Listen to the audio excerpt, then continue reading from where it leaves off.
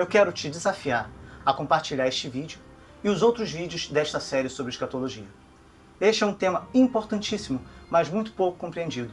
Eu tenho certeza de que se você for conversar com alguns cristãos sobre as questões que foram respondidas nos vídeos anteriores e que serão abordadas neste vídeo também, você se surpreenderá com as respostas. Isso porque, sobretudo nos dias atuais, com a quantidade de assuntos que tratam desse tema, um grande número de pessoas acaba desenvolvendo uma teoria pessoal sobre ele e outras se deixam levar por uma teologia hollywoodiana, outros por uma teologia dispensacionalista. Acredite, mesmo nas igrejas históricas e reformadas, a maioria das pessoas não conhece com profundidade esse tema. Eu faço aqui um apelo a você. Assista aos vídeos com atenção, absorva as preciosas informações contidas neles, inscreva-se no canal, compartilhe com os seus contatos, convide outros a estudarem esse tema com você. Também peço que você deixe o seu like, pois assim o YouTube indicará este vídeo a outras pessoas também. O Senhor Jesus disse que voltará uma segunda vez. Não deixou nenhuma sombra de dúvida quanto a essa questão. Essa vinda final não será apenas um dos maiores eventos da história, como foi o seu nascimento, crucificação e ressurreição, mas será o próprio fim da história e de todas as coisas como as conhecemos agora. A vinda de Cristo, portanto, é um evento que termina a história, realizando o propósito soberano de Deus e introduzindo o seu reino eterno e celestial de forma plena. A Bíblia apresenta outros termos com o significado da segunda vinda de Cristo, como a palavra Apocalipse, muito falada, né? Epifaneia e Parúzia. Apocalipse significa desvendamento, revelação, descoberta. Epifaneia significa aparecimento, manifestação, resplendor. Parúzia, por sua vez, significa presença, vinda. Em Romanos 13:12, o termo o dia também é usado para significar a segunda vinda de Cristo. A noite é passada e vem chegando o dia. Antes de qualquer coisa, é importante considerar que o último dia, ou o último tempo, ou o fim, não é somente algo futuro, mas algo presente, algo que cada um de nós deve considerar. Não importa quanto vivamos, pois Cristo já está vindo. Embora a Escritura fale da vinda de Cristo como um evento futuro, ela também fala que ele está vindo durante toda a história. O derramamento do Espírito é parte da vinda de Cristo na história. E podemos notar isso em João 14, 16 e 18, onde está escrito: Eu rogarei ao Pai, e Ele vos dará outro Consolador, para que fique convosco para sempre. O Espírito da verdade, que o mundo não pode receber, porque não o vê nem o conhece. Mas vós o conheceis, porque habita convosco e estará em vós. Não vos deixarei órfãos, voltarei para vós. Ele também vem para todo cristão que passa pela morte física. Esse é o nosso conforto, não é mesmo? Ele vem e está presente também através da pregação do Evangelho. As minhas ovelhas ouvem a minha voz, e eu as conheço, e elas me seguem. João 10, 27. Portanto, ide, fazei discípulos de todas as nações, batizando-os em nome do Pai, e do Filho, e do Espírito Santo, ensinando-os a guardar todas as coisas que eu vos tenho mandado. E eis que eu estou convosco todos os dias, até a consumação dos séculos. Amém. Mateus 28, 19 e 20. Dessa maneira, a vinda de Cristo é algo presente que devemos sempre considerar, pois tem uma relação imediata e direta conosco. De alguma forma, Cristo vem todo dia e certamente virá em nosso tempo de vida, quando vier para nos tomar para si mesmo. É importante entender isso, pois nos traz um sentido de urgência e de compromisso com Jesus e com o reino de Deus, nos trazendo a consciência de que precisamos estar vigilantes, aguardando a sua vinda. A igreja primitiva afirmou sua crença acerca da segunda vinda de Cristo no Credo Apostólico, escrito em meados do segundo século. Dizia assim: ao terceiro dia, Cristo ressurgiu dos mortos, subiu ao céu e está assentado à mão direita de Deus Pai Todo-Poderoso, de onde há de vir para julgar os vivos e os mortos. E este retorno que chamamos de segunda vinda será pessoal. O Novo Testamento nos ensina que a segunda vinda de Cristo será pessoal, porque o mesmo Senhor descerá do céu com alarido e com voz de arcanjo e com a trombeta de Deus, e os que morreram em Cristo ressuscitarão primeiro. 1 Tessalonicenses 4,16. Em Mateus 24:30 lemos: Então aparecerá no céu o sinal do Filho do Homem, e todas as tribos da terra se lamentarão, e verão o Filho do Homem vindo sobre as nuvens do céu com poder e grande glória. Sua segunda vinda, além de pessoal, também será visível. Sua primeira vinda foi literal e visível, e podemos estar certos de que a segunda será igualmente autêntica e visível. Esse Jesus que dentre vós foi recebido em cima no céu, há de vir assim como para o céu o vistes ir. Atos 1:11. De fato, na sua vinda final, todo olho verá, até mesmo aqueles que o transpassaram. Veja o que diz o texto de Apocalipse 1:7. Eis que ele vem com as nuvens e todo olho verá, até mesmo aqueles que o transpassaram, e todos os povos da terra se lamentarão por causa dele. Implicando que a sua aparição será seguida pela ressurreição dos mortos, tanto dos justos como dos injustos. É isso que o texto está dizendo, pois aqueles que o transpassaram já morreram há mais de 2000 anos. Assim a Escritura refere-se à sua vinda final como uma aparição ou revelação de Cristo. É justo da parte de Deus retribuir tribulação aos que lhe causam tribulação e dar alívio a vocês que estão sendo atribulados e a nós também. Isto acontecerá quando o Senhor Jesus for revelado lá do céu com os seus anjos poderosos, em meio a chamas flamejantes. 2 Tessalonicenses 1:6-7. Essa manifestação e revelação de Jesus Cristo é necessária, pois ele foi crucificado e ressuscitado em carne, e dessa forma também deve ser nosso representante em carne, visível no julgamento, e aquele que condena o mundo, que rejeitou a revelação de Deus nele mesmo, crucificando e matando. As Escrituras se referem a esse evento como sendo a segunda vinda. Veja o que diz Hebreus 9:28.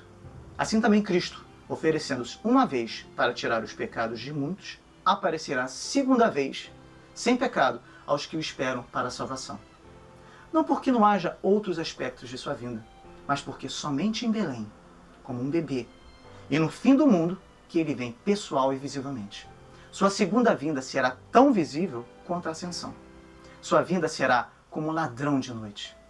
Pois que quando disserem a paz e segurança, então lhe sobrevirá repentina destruição. 1 Tessalonicenses 5:2-3. O próprio Salvador disse que sua vinda seria como relâmpago, Mateus 24:27, igualmente repentino e universalmente visível. Finalmente, a vinda de Cristo no final de todas as coisas será com poder e grande glória. Como descrito em Mateus 24:30 e em Mateus 25:31. Lemos: e quando o Filho do Homem vier em sua glória e todos os santos anjos com ele, então se assentará no trono da sua glória. Nesse respeito, ela é diferente da sua primeira vinda, pois então ele veio na forma de um servo, em semelhança do homem pecador. Romanos 8:3, Filipenses 2:7 também fala disso. Seu poder e glória no final de todas as coisas será o terror dos ímpios. Em Apocalipse 1:7 vemos que todas as tribos da terra se lamentarão sobre ele. E no capítulo 6, 15-17, podemos testificar o que a segunda vinda significará para os ímpios. E os reis da terra, e os grandes, e os ricos, e os tribunos, e os poderosos, e todo servo, e todo livre, se esconderam nas cavernas e nas rochas das montanhas. E diziam aos montes e aos rochedos: caí sobre nós, escondei-nos do rosto daquele que está assentado sobre o trono e da ira do Cordeiro, porque é vindo o grande dia da sua ira, e quem poderá subsistir? No entanto, para a sua igreja, sua segunda vinda é aguardada, pois ela representa a salvação de seus escolhidos e seu deleite eterno.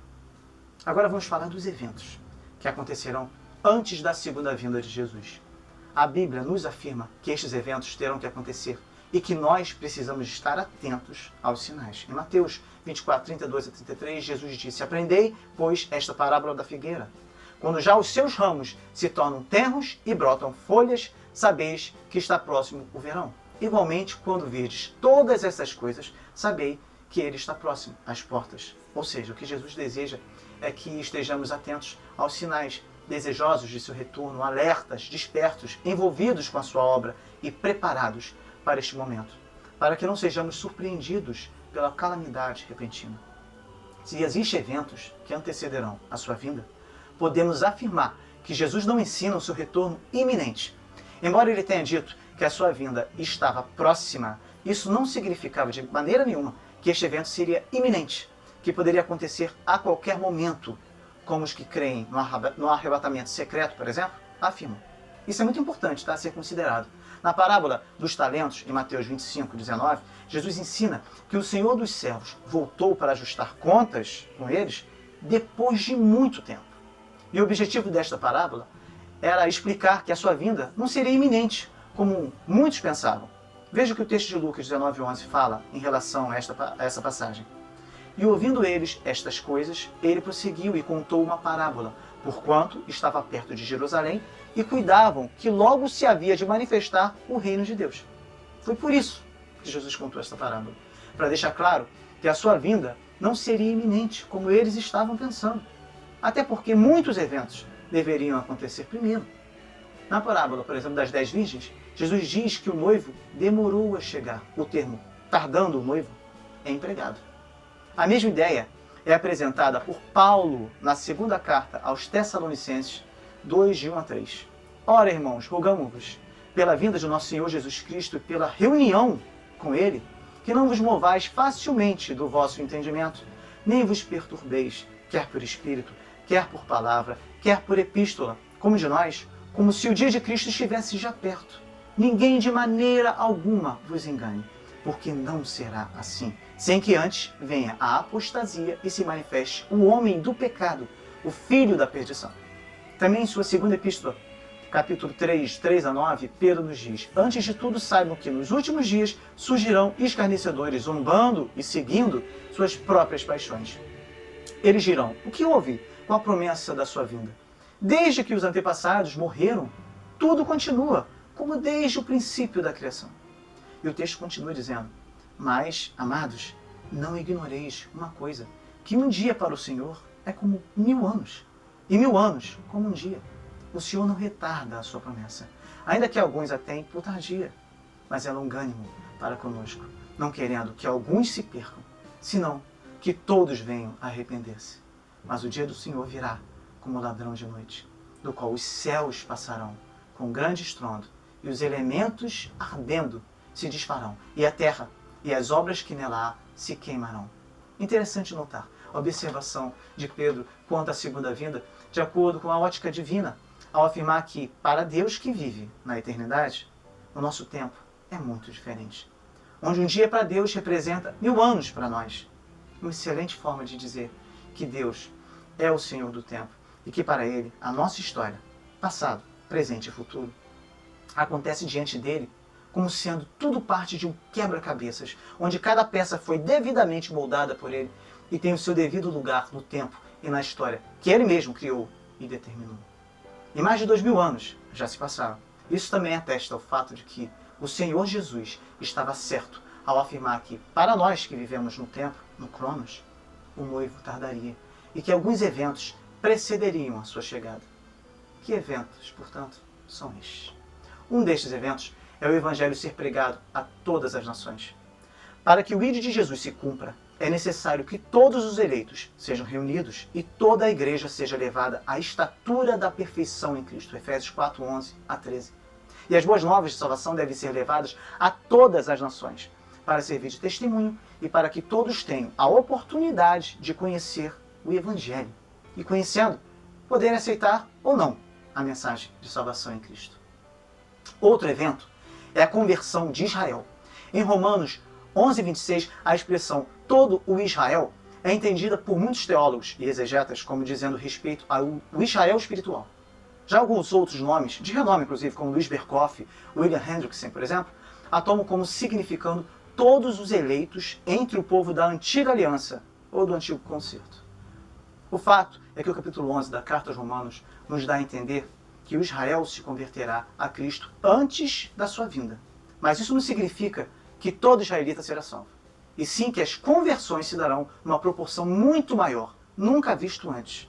Mesmo levando-se em conta que através dos séculos sempre houve muitas conversões em Israel, na verdade. E que Deus continuará reunindo os seus eleitos remanescentes dos judeus e dos gentios durante toda a nova dispensação, até a plenitude dos judeus e dos gentios. Ou seja, há um número determinado entre os judeus e gentios que serão salvos. Jesus disse, já quase no fim do seu ministério terreno: porque eu vos digo que desde agora não me vereis mais, até que digais, bendito o que vem em nome do Senhor. Mateus 23, 39. E aqui Jesus não disse que todos o clamariam como bendito. Ele também não disse que todos não se converteriam, né? É verdade. Portanto, o que a gente pode afirmar? A gente pode afirmar que Israel se converterá.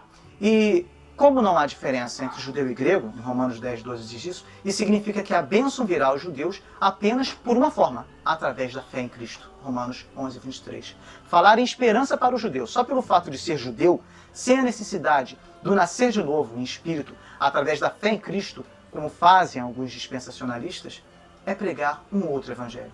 Ficou claro?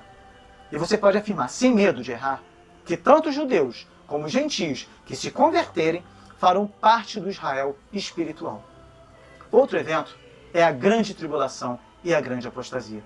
Quando Jesus falou sobre esse assunto, ele não estava se referindo apenas aos eventos que culminariam com a destruição de Jerusalém, mas principalmente aos eventos futuros que ocasionarão uma tribulação de uma magnitude assustadoramente maior do que tudo o que já ocorreu nesta terra. Porque haverá então grande tribulação, diz o texto, como nunca houve desde o princípio do mundo até agora, nem jamais haverá. Se aqueles dias não fossem abreviados, ninguém sobreviveria. Mas por causa dos eleitos, aqueles dias serão abreviados. Mateus 24, 21 e 22. Em 2 Tessalonicenses 2, 3, vemos a seguinte afirmação: não deixe que ninguém os engane de modo algum. Antes daquele dia virá a apostasia, e então será revelado o homem do pecado, o filho da perdição. Outros textos falam sobre a apostasia, inclusive se referindo a ela na própria era apostólica. Mas assim como será com a grande tribulação, que ocorrerá numa intensidade muito maior nos últimos tempos, também será com a grande apostasia, que sobrevirá sobre toda a humanidade. E diferentemente do que afirmam os dispensacionalistas, a Bíblia nos diz que a igreja passará por esse momento, antes da vinda triunfal de Jesus. O próprio Cristo nos afirma que a grande tribulação será um dos sinais que precederão a sua vinda e o fim do mundo. Imediatamente após a tribulação daqueles dias, o sol escurecerá e a lua não dará sua luz, as estrelas cairão do céu e os poderes celestes serão abalados. Então aparecerá no céu o sinal do Filho do Homem, e todas as nações da terra se lamentarão e verão o Filho do Homem vindo sobre as nuvens do céu, com poder e grande glória. Mateus 24, 29 e 30.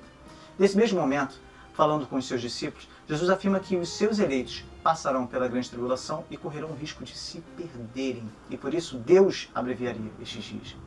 Entre os textos que afirmam isso, eu quero destacar o de Apocalipse 7, 13 a 14.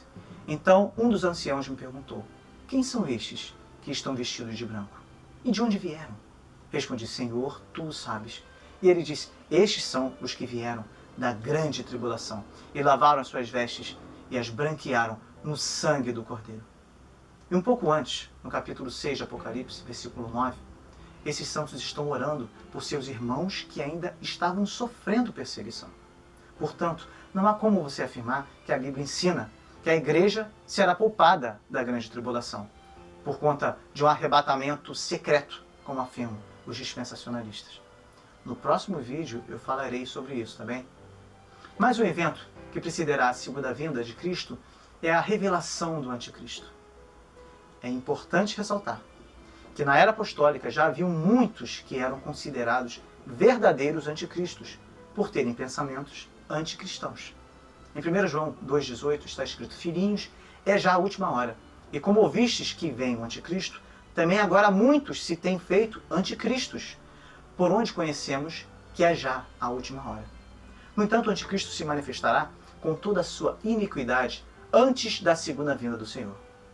Haverá uma grande apostasia, e o poder anticristão será muito provavelmente concentrado em um indivíduo, a encarnação de toda a impiedade, o homem do pecado, o filho da perdição, como é descrito na segunda epístola de Paulo aos Tessalonicenses, capítulo 2, versículo 3.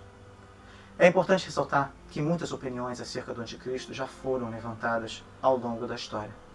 Há aqueles que afirmam que alguns apóstolos pensavam que algum imperador poderia ser o anticristo.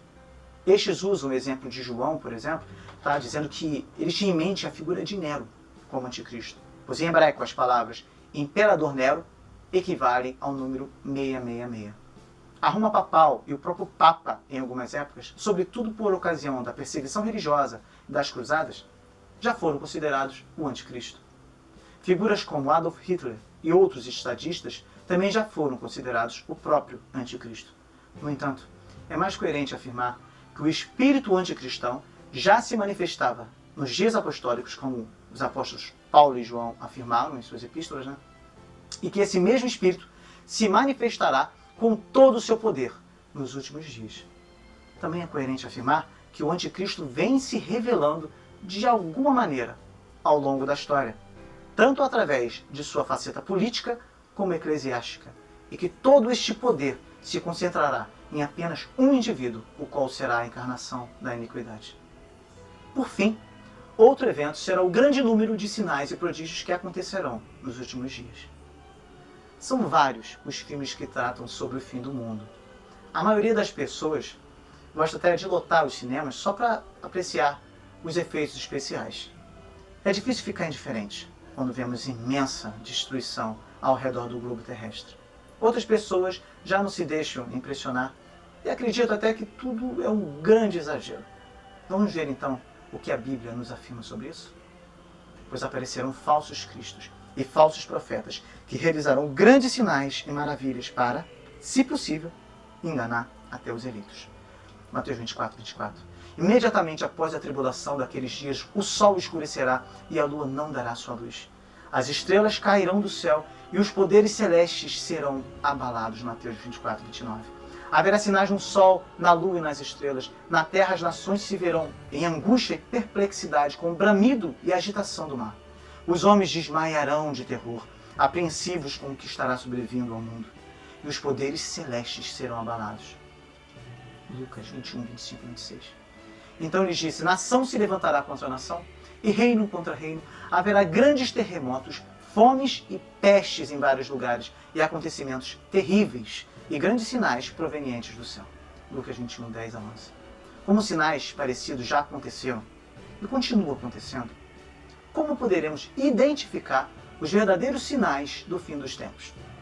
A diferença estará no fato de que a intensidade e a extensão dos mesmos será muito maior. Também haverá uma imensa combinação de todos estes sinais. E tanto os fenômenos naturais como os sobrenaturais estarão acontecendo, testificando que as palavras de Jesus são verdadeiras. Assim, quando virem todas estas coisas começarem a acontecer, fiquem certos de que a minha vinda está muito próxima. Mateus 24, 33. Uma pergunta que ainda é muito feita nos nossos dias é a seguinte: afinal, o mundo vai melhorar ou piorar por ocasião da volta de Cristo? A Bíblia nos ensina que, assim como foi nos dias de Noé e nos dias de Ló, a iniquidade e o pecado no mundo ainda hão de crescer muito. Neste sentido, a grande tribulação vai causar muito sofrimento, sobretudo para a Igreja de Cristo. Em contrapartida, outros textos apresentam um desenvolvimento gradativo do reino de Deus. Isso porque, de modo geral, as condições da Terra estão se tornando melhores e piores ao mesmo tempo. Testemunha-se a cristianização de povos pagãos e o retrocesso de cristãos ao paganismo. É certo que à medida em que a Igreja for derrubando as fortalezas inimigas de Cristo, o mal irá se levantar com todas as suas forças, na tentativa de impedir o inevitável. Sim, o inevitável. O fim dessa história já está escrito. As portas do inferno não prevalecerão contra a Igreja. Mateus 16, 18 fala exatamente isso. Apesar destes acontecimentos antecederem a vinda, ninguém, senão Deus, sabe a época em que ele se dará. Então, pois nenhum dos sinais dados nos dão aquela certeza de poder determinar o dia, determinar a hora. Em sua primeira vinda, que também fora pronunciada por sinais, vocês lembram bem, Cristo surpreendeu a todos, ou a quase todos. E você, como se encontrará? Atento ou desapercebido? Deus sabe exatamente o que faz. Não seria bom sabermos quando o dia chegará, pois certamente nos tornaríamos descuidados ou perderíamos nossa esperança. Não sabendo, temos que nos manter vigilantes e em constante oração, buscando a sobriedade, em constante santidade e piedade. Mateus 24, 42, 51 diz assim: vigiai, pois, porque não sabeis a que hora há de vir o vosso Senhor. Mas considerai isto: se o pai de família soubesse a que vigília da noite havia de vir o ladrão, vigiaria e não deixaria minar a sua casa. Por isso estai vós apercebidos também, porque o Filho do Homem há de vir a hora em que não penseis. Quem é, pois, o servo fiel e prudente, que o seu Senhor constituiu sobre a sua casa para dar o sustento a seu tempo? Bem-aventurado aquele servo, que o seu senhor, quando vier, achar servindo assim. Em verdade vos digo que o porá sobre todos os seus bens.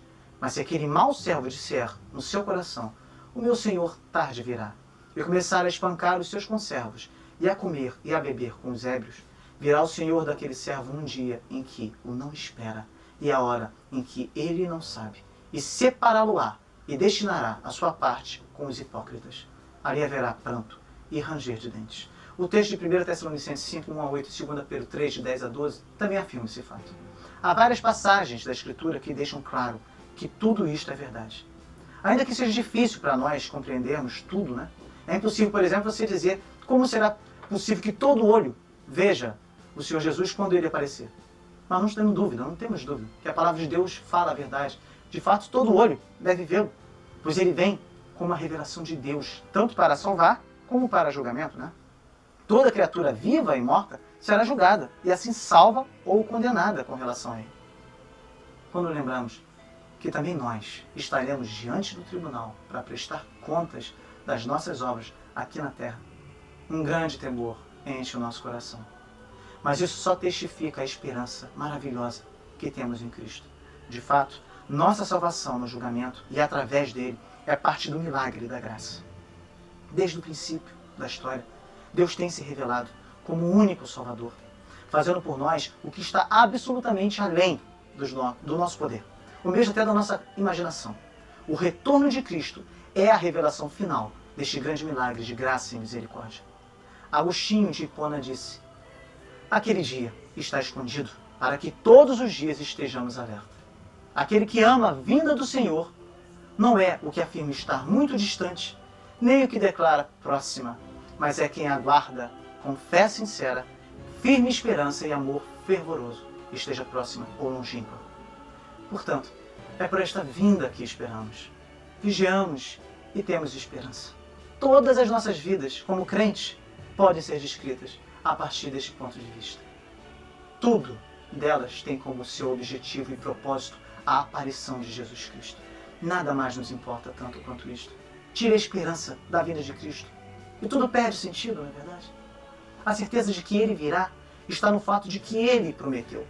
E ainda que o nosso tempo de vida aqui terrena, nós não venhamos a contemplar a sua vinda pessoal e visível, nós ouviremos a sua voz no Evangelho e o seguiremos. E Ele virá para nós por seu Espírito, o Consolador.